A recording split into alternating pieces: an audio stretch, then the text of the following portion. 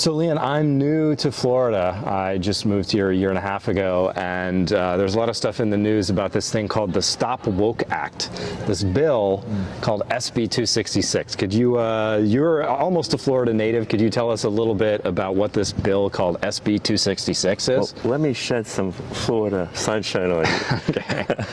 SB 266, Senate Bill 266, was passed in January or so, January 2022. And basically what it does is it tries to restrict DEI programs and policies, so DEI, diversity, equity, inclusion. Interesting. Okay, well, thanks for that. And, you know, I also had to learn a lot of acronyms when I moved here. People were throwing out an alphabet soup of organizations, and one I heard a lot was the BOG, which to me sounds like some sort of species on Star Trek or something. But could you tell us what this thing, the BOG, is? And could you tell us also what role the BOG has had in the implementation of SB 266? Specifically as it concerns general education curriculum in the state of Florida.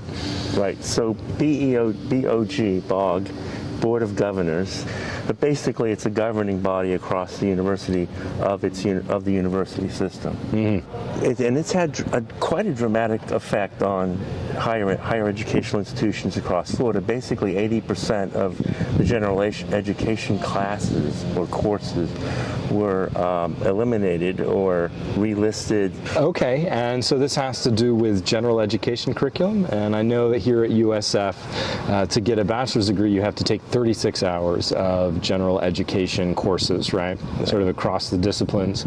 And what has this meant for USF specifically? How has SB 266, the activities of the Board of Governors, how has that affected the general education courses that are being offered here at USF? Right, well, traditional general education courses were set up by faculty. Okay. And now it's kind of shifted a little bit towards the higher echelons of academia.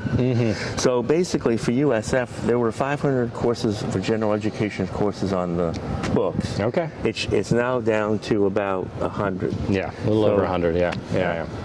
Wow, so they cut 4/5 of all of our general education courses. Wow, for including divisive concepts. That's remarkable. Well, it has consequences. Namely, a few of them are something like faculty are leaving. I've spoken to a couple myself, and they're fed up with it, and they're going somewhere else. We're leaving Florida altogether. People, you know. So Leon, how has the union, UFF, USF, helped faculty navigate all of this turbulence, or what are they doing to help faculty speak truth to power? Right, so basically the union supports faculty members who have lawsuits that make their way through the court system when they can. Okay.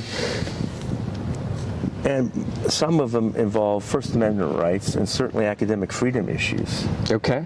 In the state of Florida right now. In the state of Florida. How many lawsuits is the Florida Education Association in conjunction with some other bodies? How many are they actually fighting in court in Florida right now having to deal with this? Do you know the number? About 67. 67. Wow. So that's good. So faculty union dues are helping to pay for the front lines of the legal fight of this battle of free speech, right? Right. And the great thing is even if you aren't directly influenced by any of this, that they know they can't get away with stuff. And if we're standing up for each other against all this crazy nonsense from the governor's office or the Florida legislators, they know they can't get away with much. Right. So as individuals, we might have limited power, but collectively, we can have a voice together, and we can have that voice through the union, right? Exactly. All right. Well, that's great to hear. Thanks a lot, Leon.